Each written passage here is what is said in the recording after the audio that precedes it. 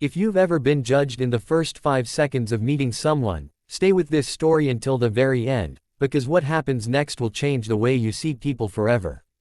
The rejection happened quietly, the kind that stings more because no one else notices. The woman across the small cafe table forced a polite smile, glanced at her phone, and said she had just remembered an urgent call. Her eyes never met his again. As she stood up, she added, almost as an afterthought, I just didn't expect you to be so big. I'm sorry. Then she was gone. The Navy Admiral sat there alone, his untouched coffee cooling, the word big echoing in his mind like a verdict. Too fat. Too much. Not what she wanted. Admiral Thomas Reed had commanded fleets, stood unshaken on the decks of warships during storms that terrified seasoned sailors, and made decisions that affected thousands of lives. Yet in that moment, none of it mattered. His uniform was gone, replaced by a simple button-down shirt that strained slightly at the waist.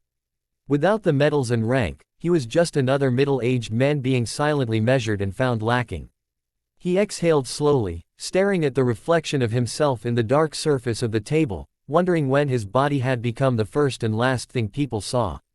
He had almost convinced himself not to come on this blind date.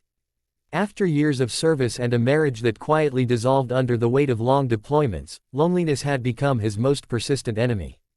Friends insisted he try again, said he deserved happiness. So he had said yes.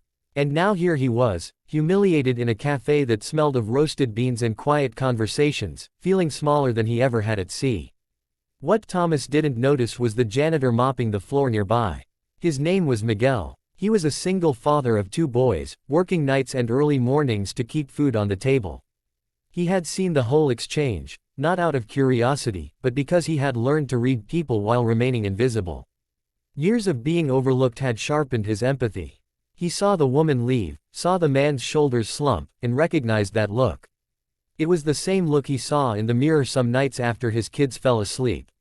Miguel hesitated. He wasn't supposed to interrupt customers. People didn't like janitors talking to them unless something was broken.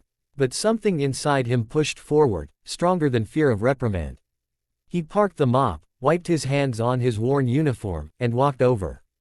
Sir, Miguel said gently, his voice steady but kind, I don't mean to bother you. I just wanted to say, you didn't deserve that. Thomas looked up, surprised.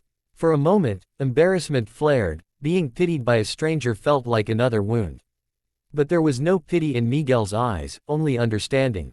Thank you, Thomas replied quietly. It's fine. She was honest. Miguel shook his head. No, sir. Honest is saying what you feel. Kind is remembering there's a person in front of you. He paused, then smiled a little. My wife left me a few years ago. Said I was going nowhere. That I was just a janitor. Took me a long time to realize her words didn't define me. Something in Thomas cracked open. He gestured to the empty chair. Would you like to sit? Just for a minute. Miguel glanced around, then nodded and sat. 2 strangers, separated by status and circumstance, suddenly connected by shared pain. They talked, not about rank or money, but about life. Miguel spoke of his sons, of packing lunches at dawn, of missing school events because he was scrubbing floors. Thomas spoke of missed birthdays, of commanding ships but failing at marriage, of the strange emptiness that comes when the uniform comes off. Time passed unnoticed. The cafe grew quieter. At some point, Thomas laughed, an honest, surprised laugh he hadn't felt in a long while. When Miguel stood to leave, Thomas thanked him again. You reminded me of something important, Thomas said. That respect shouldn't depend on appearances. Miguel smiled. And you reminded me that everyone's fighting something.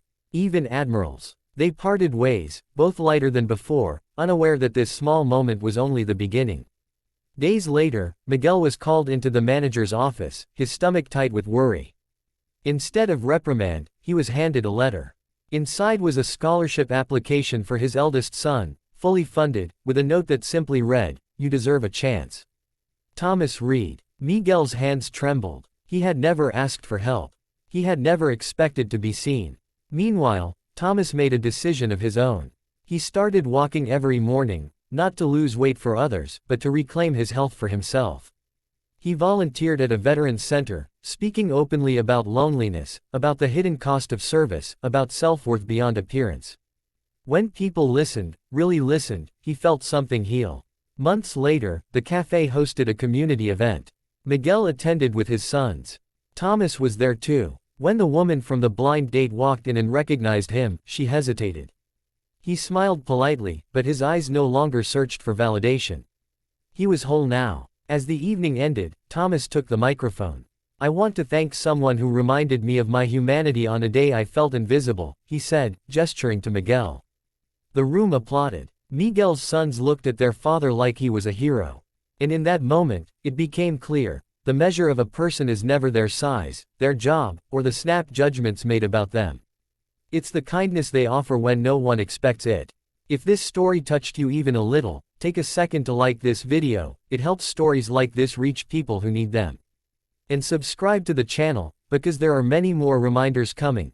That dignity matters, that compassion changes lives, and that sometimes the most powerful person in the room is the one willing to walk over and say, "You didn't deserve that."